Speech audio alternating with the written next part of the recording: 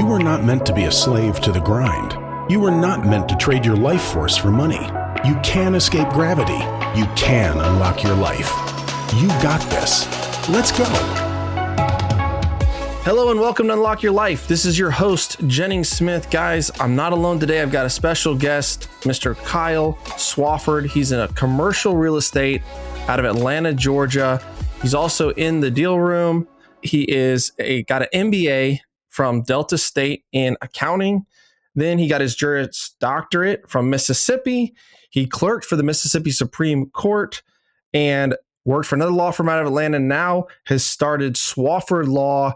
He helps people walk through the syndication process, straight from making offers, negotiating contracts, putting stuff under contract, organizing this stuff legally, raising capital legally, protecting yourself. How should I set up my LLCs? How should I set up my documentations so that I don't get jammed up later on?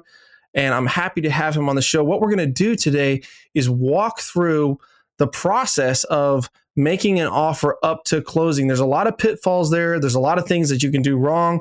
And I've heard a lot of horror stories, war stories of people losing $10,000, $50,000, even up to $300,000. A colleague of mine lost $300,000 in earnest money by doing this stuff and making simple mistakes that could have been avoided.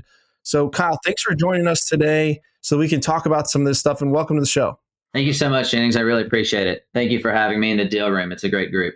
Yeah, man. So tell us a little bit about yourself before we dig into it. I mean, I know I kind of gave a little bit of bio, but where did the passion for commercial real estate come, and where do you see yourself really shining and helping people? You know, funny enough, I think I got a C in property law in law school, I think. But I was really good at contracts, and I was really good at business formation, setups, administrative work, corporate governance, and things of that nature. But property law in law school is water rights and eminent domains and governments repossessing your property to turn it into a road, right? So there's a lot of stuff that you would get in law school that you're not necessarily doing in the commercial real estate context. So when I got into commercial real estate, instead of being scared by the fact that property wasn't one of my better subjects in law school, instead I shifted my mental focus to what is the most likely document that I'm going to be preparing? What am I going to be doing the most? And that's when I realized it's a lot of contract work. I did really great in contracts. It's a lot of business formation. I did a lot of that in law school, right? So I kind of shifted my focus into something that might have previously scared me, and to clearly now what's my passion, strength, and something I hope I'm really good at. I certainly feel like every time I do a new deal for a new client, I learn something along the way. But that was the setup of getting into commercial real estate. Previously, I was a litigator against the IRS, and then I shifted focus into commercial real estate and Securities and Exchange Commission. I wouldn't say representation in that way. So I really love this space. I feel as though the group, particularly the deal room, a lot of people in multifamily or self-storage are very philanthropic. They're very goal-oriented, team-oriented, and you don't usually see a lot of the bad apples that you might normally have in other, like a divorce attorney, for example, may have bad clients, may have bad cases where things get really messy, whereas in commercial real estate, it's often not as contentious in that way. So I just really found my niche. I think this is what I'm going to be doing the rest of my life, unless I get into commercial real estate myself, and I've already started doing so. But some of the tips that we're going to talk about today are certainly items that I could have taken counsel to myself. They say doctors make bad patients and attorneys make bad clients, and I certainly kind of made mistakes in my commercial real estate deal that I have going on. And then you see yourself do it, you see other clients do it, you see other sponsors that aren't your clients do it. And I kind of wanted to just talk today about ways that you could improve your systems and operations in a commercial real estate acquisition timeline. Right. And, full disclosure to my listeners, I've actually engaged Kyle on 2 different projects, and most recently, reviewing some fund of funds for raising capital for a debt fund. And he helped me uncover some stuff, that I really wasn't put together quite right. So anyhow, I just wanted to let the audience know that I've personally worked with Kyle on some of this stuff. So let's get into the roadmap of closing a deal. I mean, first start is letter of intent, which is, basically the general 5 or 7 terms that I want to be in the PSA. Let's get started with there. What do you see there? What do you like to point out? What are some tips and tricks on getting the LOIs accepted, and what needs to be part of those LOIs? Right, absolutely. So I have about 2 to 3 tips that I would say when you're preparing your LOI, what you should be thinking about. And I'm going to try to speak globally on this, but I think that some of the items I may say are for beginners as well. But I feel, though, even sophisticated investors can learn from these tips. As you know, Jennings, brokers are the one listing these properties in a lot of instances. And even if they're not, then there's a seller who wants to sell, usually for a reason. So you need to convey a reputation about yourself that provides a surety that you can close this transaction if the transaction is one that you want to acquire, right? The way that you do that is by looking professional and how you present your offer. One of the things that I think people miss a lot of times is when you submit your LOI, your offer, this is the first and last time that a document will ever be drafted 100% to your benefit. Because when you're presenting your offer, you're obviously doing it for your benefit, right? Now, the seller may counter, or your attorney may prepare a first draft of a purchase and sale agreement that gets countered by their attorney, but your offer is the first time that in this timeline where it's going to be 100% to your benefit. So then it's really all in your control. So one tip would be consistent in the language that you use. If you say that you're a buyer in one sentence, you shouldn't call yourself a purchaser in another sentence. If you call someone a seller in the next sentence, they shouldn't be an owner.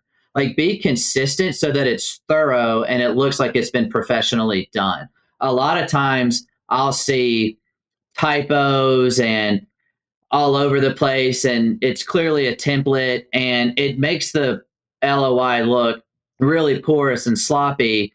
And that can be a big red flag to a broker, because if you didn't even take the time to review and submit your 2-page LOI, are you sophisticated enough to handle due diligence walkthrough on a 100-unit property, right? Yeah. That's a broker could very well raise that concern. Another thing that I think is often that'll happen in LOIs is they'll take an LOI from a previous deal, but then not change the address. Or if there was a 45-day inspection period in that one, they'll put 45 days here plus 30 days for financing contingency. And it just gets really out of whack. And then there are competing clauses right next to each other. I've seen that a couple of times. So you want to take the time and present your LOI, your offer on this deal, the right way.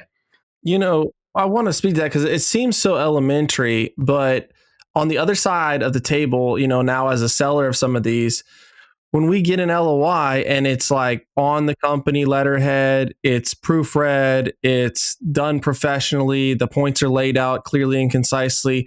Yeah, it already gives a leg up on that buyer versus, we got an LOI the other day and the guy was kind of like a cowboy. Like he didn't even want to write an LOI. He wanted the broker to type it up, and it was just a bunch of emails back and forth. And on top of that, he's asking me for some seller carry, which means that I have to somewhat partner with him and trust him that he's going to pay me back this seller carry. So now I'm looking at the collateral a little harder just because of he got off sort of on the wrong foot. I wouldn't say I'm not going to transact with him, but he could have been a lot more professional just by taking 15 minutes to put it together in a concise manner instead of 4 days of back and forth emails just to finally get to where we have an LOI that makes sense.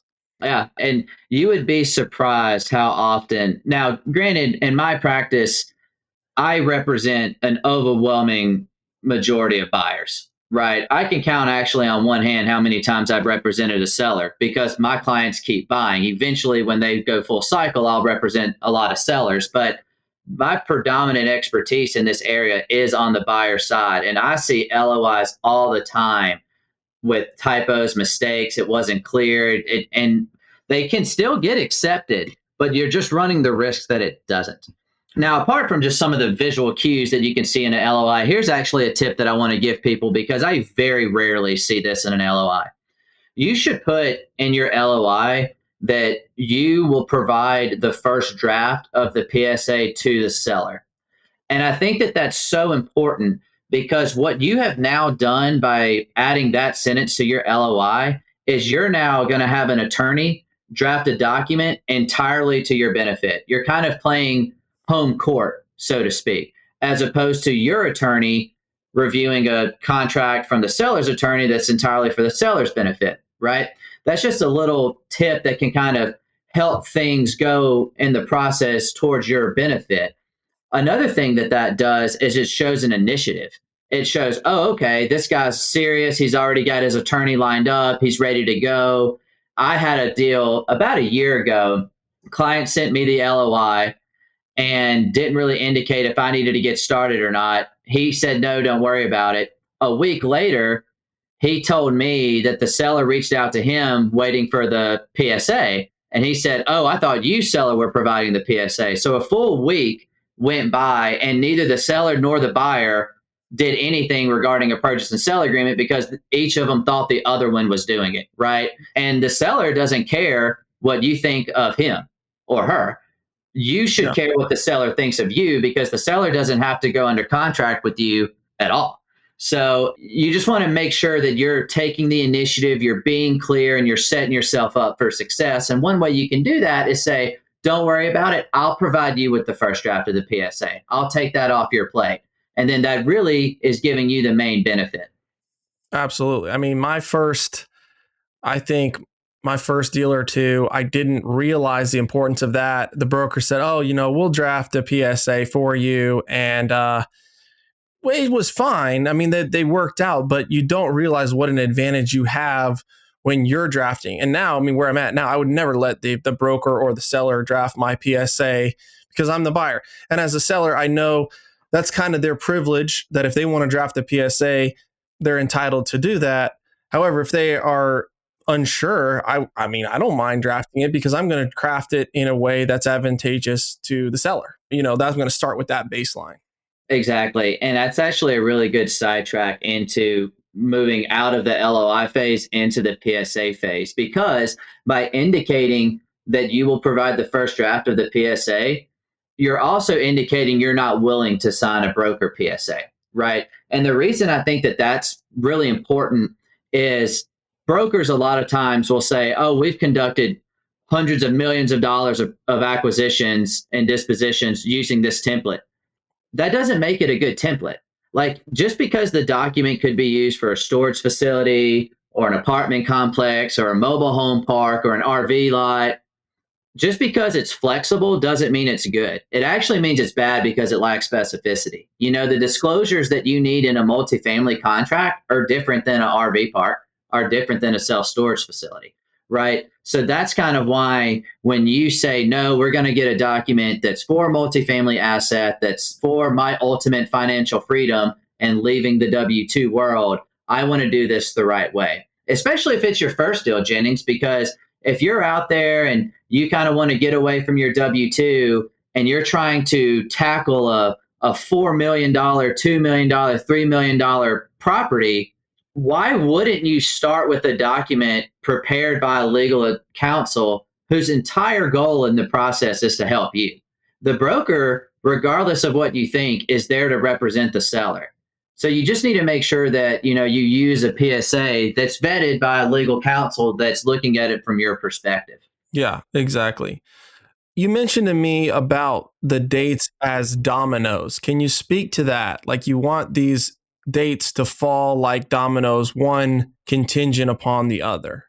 Yeah, absolutely. I will actually change an LOI that I get from a seller's counsel if it's not written this way for a couple of reasons that I've had in my career. But usually in a commercial real estate context, you have what I like to call a 30-30-30. Now, every deal is different, but usually you have a 30-day due diligence period where you can terminate the contract for any reason and get your money back. You have a 30-day closing period. And then if you can't get the closing done, you have what's called the closing date extension for another 30 days. So you typically have a 30-30-30. What a lot of people will do, particularly in their LOI, is they'll say due diligence period or inspection period, also called. They'll say 30-day due diligence period, closing 60 days from effective date, which the effective date is when the contract is signed. Mm-hmm. That's not the right way to do that. Your closing should be 30 days after the due diligence period. And the reason that that's important is when you think of dominoes, if you pull one of the dominoes out and you still knock the first one over, it's not going to hit the next one. So you kind of want to make sure that things fall in a necessary line. If something is further along in the timeline, it should relate to something immediately behind it, not way, way in the back. So here's kind of an example of why this is important. Suppose that you have a 30-day inspection period, a 30-day closing period, and then you need to extend the due diligence period. Maybe the seller gives you an extra week because they were slow to give you their financials. Maybe a survey that you're waiting on has been delayed and you want to get the survey to make sure the boundary's right before you proceed. An appraisal, whatever it may be. There are several reasons why it's valid to extend the inspection period. If you do that and you do a PSA amendment and you get the inspection period extended, you have also extended the closing date. Because if you had a 30-day inspection period and then the closing was 30 days after the inspection period, you inherently moved the closing date because it was tied to the inspection period, something immediately behind it. If you, in a different scenario, say the purchase and sale agreement said 30-day inspection period and the closing date is going to be 60 days once the PSA is signed, a seller could take 45 days to give you their financial documents, right? They could slow play the bank statements. They could slow play the rent roll, getting you the leases. And then you say, hey, I need an extra week. And then you say, fine, we'll give you the extra week. But just because they extended the inspection period, they didn't extend the closing date. So a lot of times you want to make sure that your timeline is crisp one after another so that everything touches to the same thing. If one thing gets extended, everything gets extended. So that's why you want to make sure it falls one after the other instead of everything pointing back to the beginning, because so much stuff happens in the middle that's not the best way to do it. Does that explain it there, Jennings? Yeah. I mean, I love it when a buyer, when their contract says the due diligence period starts at the effective date and you need to get us the due diligence for stuff within 5 or 7 days. Well, invariably, something's going to take a little longer than that, et cetera, et cetera. You know, they don't make us think about it, but that due diligence started when the effective date happened. And so if we're a few days late or whatever, that clock is still ticking. And I like that. And, you know, you get pushback on that when, as a seller, if someone says, well, it doesn't start until we have all the due diligence. Okay. But it really does help clarify, okay, what exactly do you want? Let's gather all that stuff up together. Let's get it to you right when we sign so that we all know, all right, 30 days starts right now. And it pushes, it keeps the sellers honest on getting you the information so that you can start getting your loan, start raising your money, start making sure the deal is a deal that you want to do. Exactly. And that's actually one of the things that gets fought a lot in the negotiations of a commercial contract, which is, does the DD period get paused because the due diligence documents weren't received? Because from a buyer's perspective, you want to say, hey, how can I thoroughly underwrite this property if you don't give me all the documents in advance? Like, how are you helping me here? But from the seller side, the seller's going to say, we gave you mostly everything. Do you really need a landscaping bill from 4 months ago? Right. So the seller is concerned about delays for immaterial reasons. So one of the things that I've always suggested in my career, and to this day, knocking on wood, I don't know if the microphone picked that up, but to this day, I've never had this rejected. One of the things that I suggest is, hey, seller, you have 3 days to provide all of the due diligence items. And when you've done that, you indicate that, hey, all of the documents are ready for your review. Then the buyer has 2 days to review the materials and make sure everything is there. If the buyer objects, then the seller has to provide it. If the buyer doesn't, it's waived and we move on. That way, there's a little bit of onus on the seller to do what they need to provide, and there's a little bit of onus on the buyer to not sleep on vetting that information. And that's Right. usually a real win-win for each side. And that's usually kind of where I go if I see that there's a lot of friction in that negotiation point. That's a good idea if you're kind of in a contract negotiation now, maybe suggest something like that. Now, apart from just the due diligence and the timelines, there are other considerations in a PSA as well if you're the buyer. You want to make sure that the earnest money is always refundable, even in certain situations beyond the DD period. You never want the money to be released to the seller. You want to make sure that, like, for example, I've seen contracts where after the due diligence period, the money is supposed to be released to the seller. Well, you don't want to do that because what if there's a fire? What if there's some sort of casualty that happens? What if the seller committed material misrepresentations in their due diligence documents? You find that out after the fact, but that $50,000 earnest money that was released to them, they've used that as a down deposit on another property. Now you have to sue them to get money back that never had to be released to them to begin with. Now, if you're at the closing table and you need an extra week and they say, I'll give you the extra week if you release all the deposits to me, that's a little different because you've got your lender now, you've raised your capital, you know who your partners are. That's different. But in the very beginning, just because the DD period is over doesn't mean that we're halfway there, right? Not at all. So money shouldn't just be released to the seller in that instance, because if they run off with it or if they hide the money, there's, how do you get it back? Yeah. So I'm in this situation right now on our Tulsa deal, and one of the seller put $250,000 in earnest money because it's a kind of a bigger deal. And then they retraded us they wanted a lot of these balconies repaired. And it was going to be about $200,000 to do that. And so one of the things that we negotiated with them, because on the flip side with us is like, well, we've spent $200,000 to fix these balconies and then you don't close.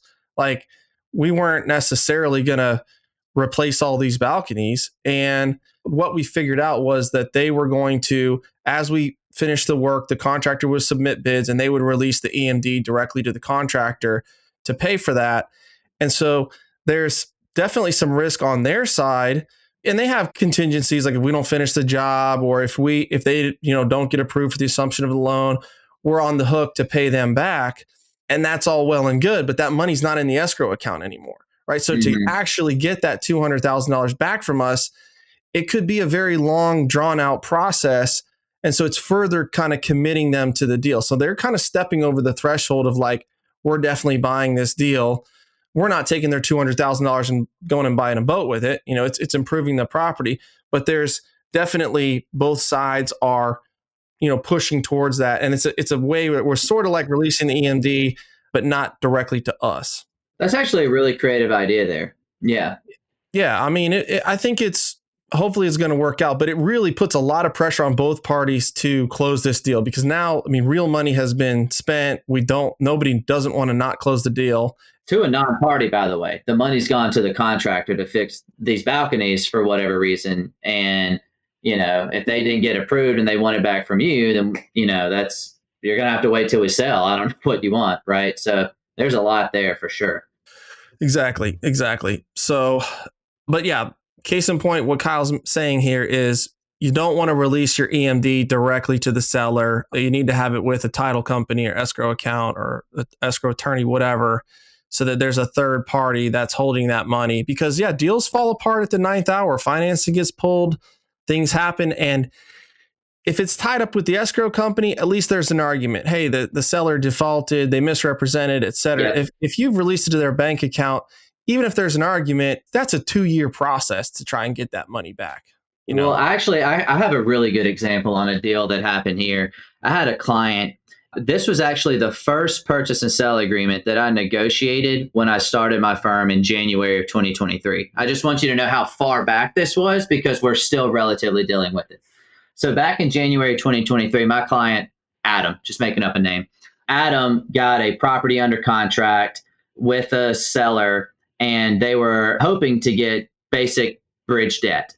And the seller didn't live in the state that the property was located. The seller was very old, very hands-off. This property was, already paid for, 10 years ago. It was, very, non-sophisticated seller.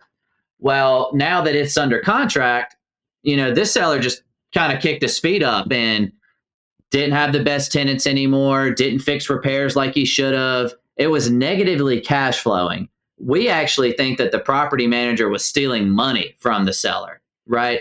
But the seller wasn't operating the property, wasn't acting in good faith, not doing anything that the seller was supposed to be doing, but yet he was trying to blame us because my client couldn't close. Well, my client couldn't close because 4 different lenders went to underwriting committee and rejected this property because of the disarray that the seller had put it in.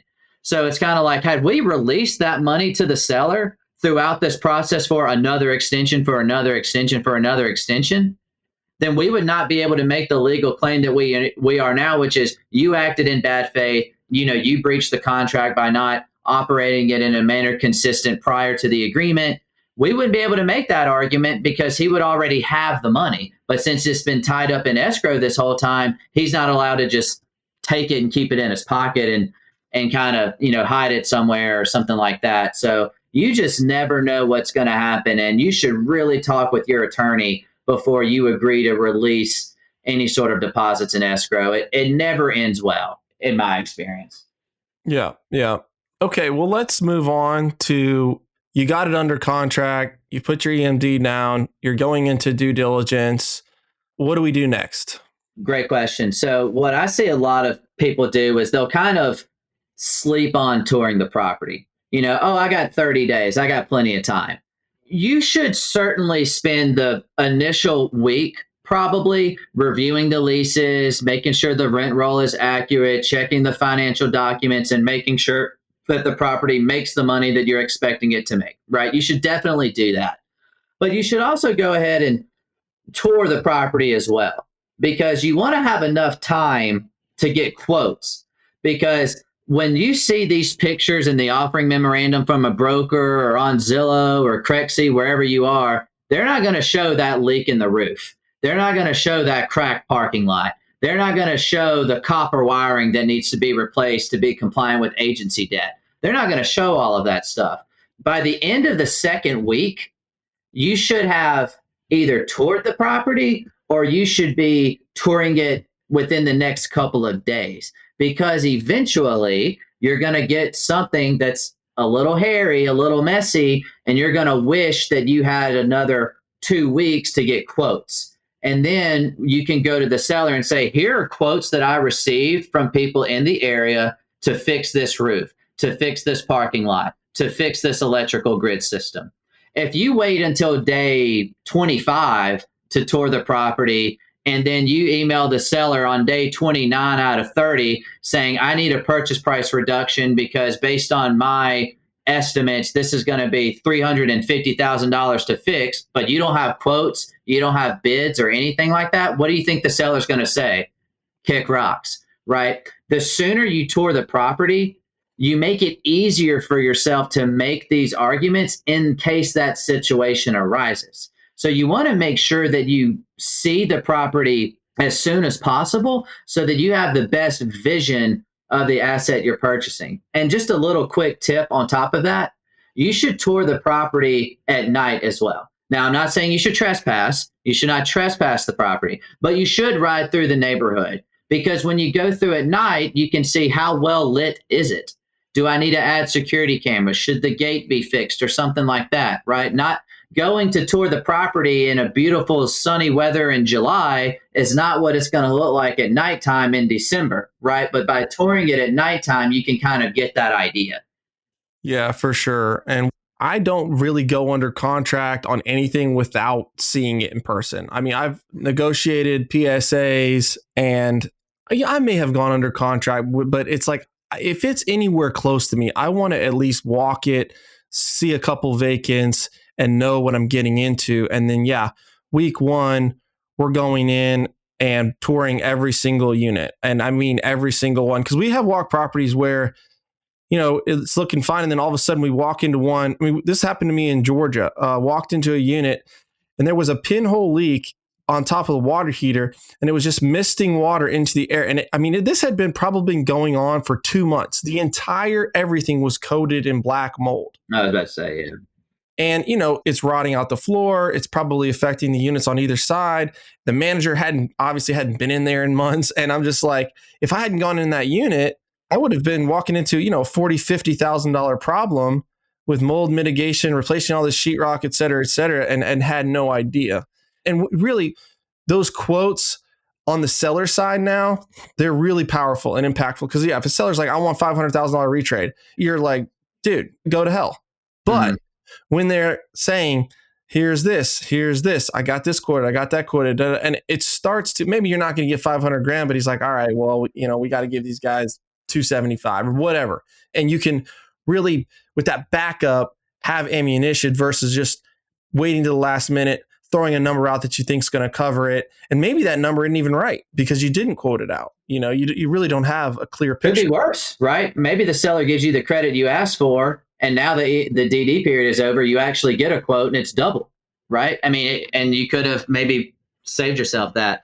I actually want to back up for a second because you said something that is really profound. When you're touring a property, particularly a multifamily asset, also I would say this applies to hotels too. In my PSAs, I put in there in the inspection period that the buyer shall see every single unit, and the seller is not allowed to prevent them from doing so. Because I've had situations where sellers will say, oh, well, we'll let you tour it if the tenant allows it. No. I want to see every unit because your lease should allow me to do that, because they may just be blaming it on a tenant, but in reality, there's mold, like you said, or, the wiring was ripped out from the previous tenant because they stole the appliances, right? And stuff like that. So you want to see every single unit that you can possibly see. And if the seller doesn't let you see one, you want a firm written reason as to why they wouldn't let you see that specific unit. And it's not going to be convenient. There's going to be, with this tenant wasn't responsive. Oh, we lost the key. We don't have we don't have access. This person has COVID. This person has dogs. There's reasons why it's going to be inconvenient for you to see those. We were buying a property in the middle of COVID, and they didn't really want us. Some of the tenants were worried and they didn't want us coming in there. So we at least had them open the door and we could look inside. And so it wasn't a great inspection, but we could at least see, all right, it's not a bomb shelter in there. Like it looks decent. It's okay. It's probably going to be okay. And that was extenuating circumstance. This was like right in COVID where people were freaking out about all that stuff. So sure. Let's talk about, moving into the closing process. Yeah. And you know what? Extensions, retrades, terminations. Do you have any tips on that or advice on that? I do. I've had clients reach out to the broker first regarding a potential conversation for a retrade. I think that conversation should go between the attorneys. And it's not just because, oh, well, you're just saying that so that you can bill for the phone call. That's not why I'm saying that. I want my clients to purchase these properties because that's their goals, and I want to help them get there. But I am not emotionally or financially invested in a successful closing. Who is? A seller, a broker. But if you go to the broker and say, hey, I need a $500,000 retrade, and his commission is 3% of that, well, you're taking money out of his or her pocket at that point. But if I get on the phone and I call the seller's attorney, I'm not taking any money out of his pocket. He doesn't care at all. He'll be able to come from it from the perspective of, why do you want the retrade for, so I can run it by my client, right? And then when you're able to say to the attorney, the reasons are X, Y, Z, that we're trying to get agency debt. Agency debt doesn't allow for major potholes in there, blah, blah, blah, blah, blah. Like, for us to close, that we need this. This is why we want the retrade. They will at least understand because they've been on the buy side, and they can explain to their client whether the seller wants to do it or not. I don't know. But the seller's attorney is usually not emotionally invested in it. But the seller or the seller's broker can be. So you kind of want to try to have that difficult conversation with someone that's going to be less colorful about it at the outset. Does that make sense? For sure. That's a major tip that I would say.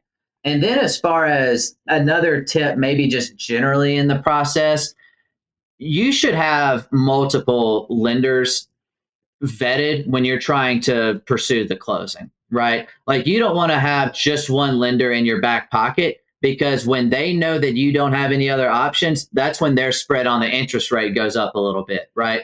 You want to have a term sheet from a local banker, you want to have one from a credit union, and then you want to have one for agency because then you can go to each different lender and then say, hey, I have this interest rate over here. Can you match that? They may say, sure. Then over here, you say, hey, this deposit is less than yours. Can you match that? And then maybe by having 3 different options, you can kind of pick the lender you want and get them to agree to other conditions that you have from other options. Now, I do want to make one caveat to that because this was a mistake I made.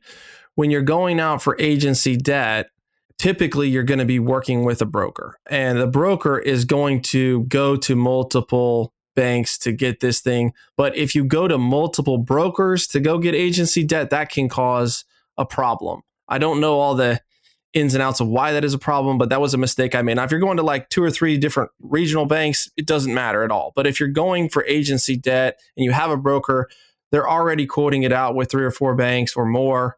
I wouldn't get 2 competing brokers going for agency debt at the same time, because when it goes to the pool, it can start to get rejected because this is the same loan. Do you know what I'm talking about there, Kyle? I do, and I actually have a really good example of that. And just to be clear, when he said broker, he meant a mortgage broker, he meant a debt broker. He didn't mean like just a general commercial real estate broker. There are brokers, for those that don't know, that solely specialize in finding the right debt for their clients. I actually had a client that was constructing a 140 unit development project in Winston-Salem, North Carolina.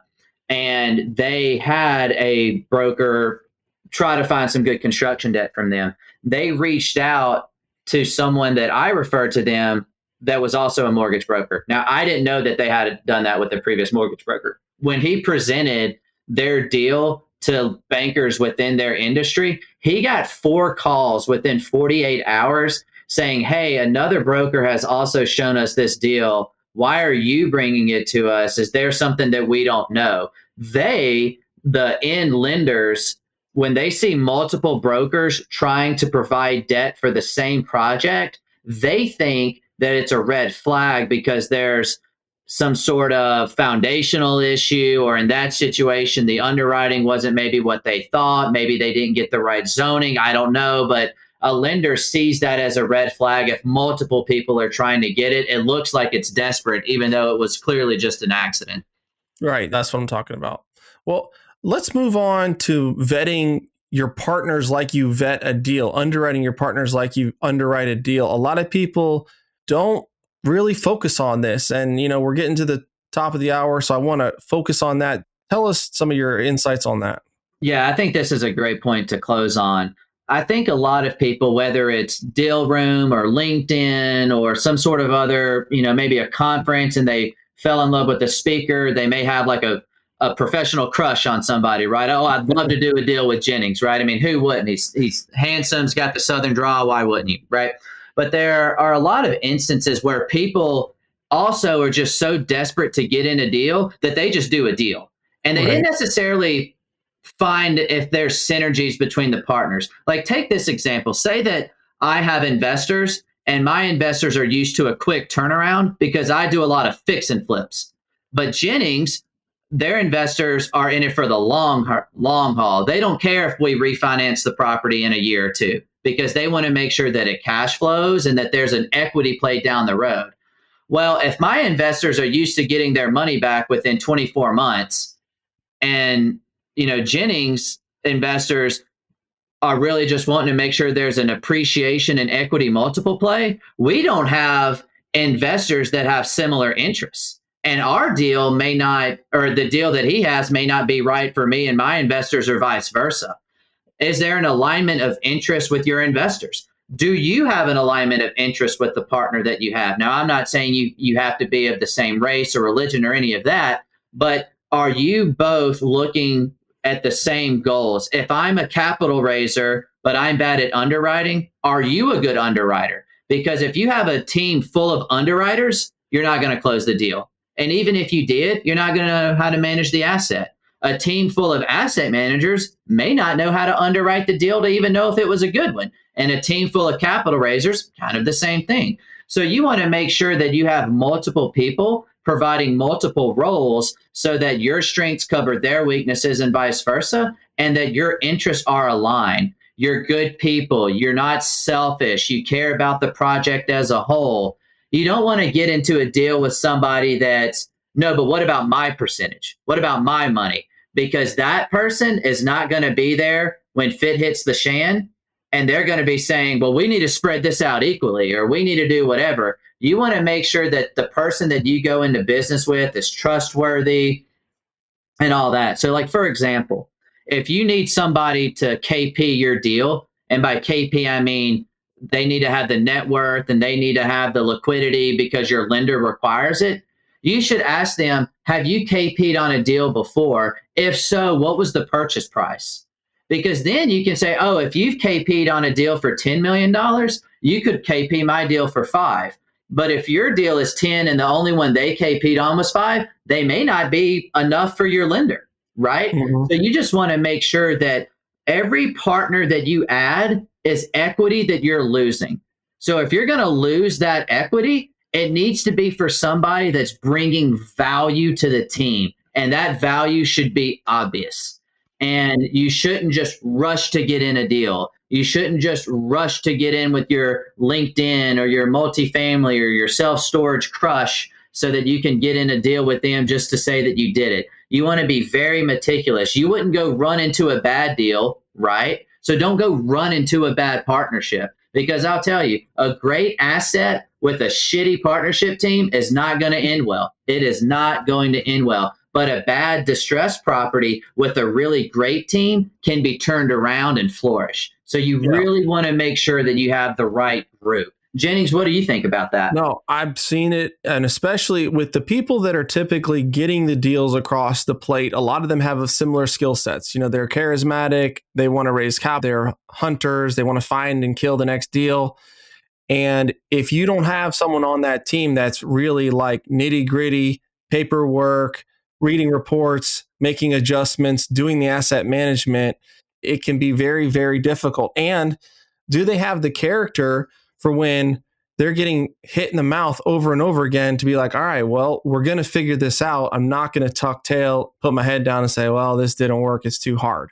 And I've seen that. I've seen that with other groups. I've seen in my own partnerships, people just kind of shrivel away. And it's like, okay, well, I guess I have to step up and lead this deal and take over roles that weren't really my initial job, but I'm not going to let a deal, go badly. So I got to do what I got to do.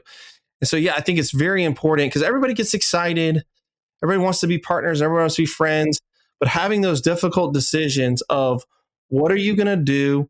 How much money are you going to bring to this deal? How much equity are we all getting? How are we going to structure this? You need to have those conversations, before you get past your DD period, because by the time you're raising capital, it's too late.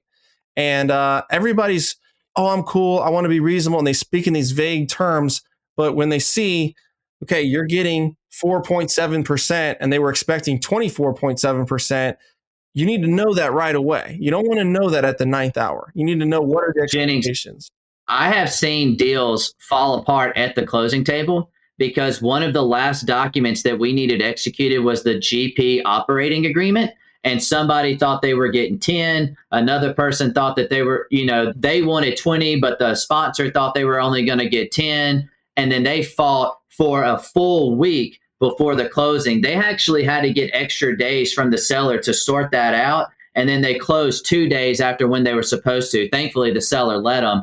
But like you're saying about difficult conversations, that almost held up the closing. And they had already done a closing date extension by that point, and the earnest money was hard. So you really need to have those conversations up front. You are absolutely right. Well, Kyle, I've really enjoyed having you on. Thanks for sharing your knowledge of all this, the legal and the details and negotiating the PSAs, walking through the due diligence, closing partnerships.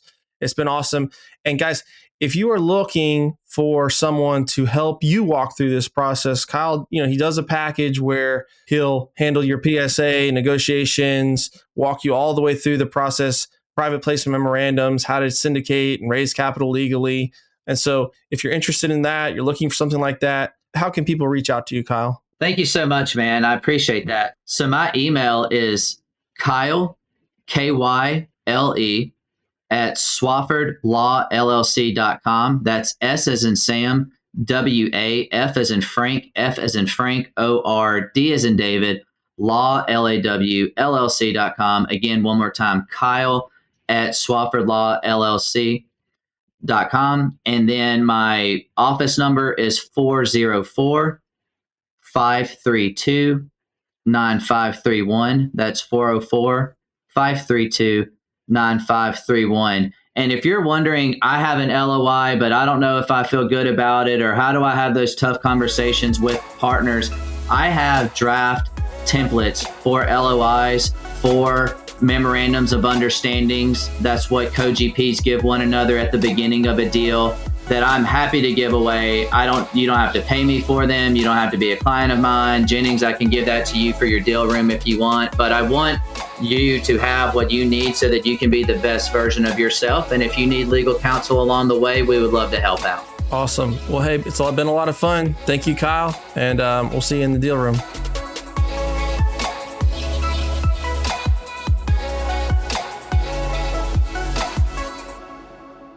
This is thepodcastfactory.com.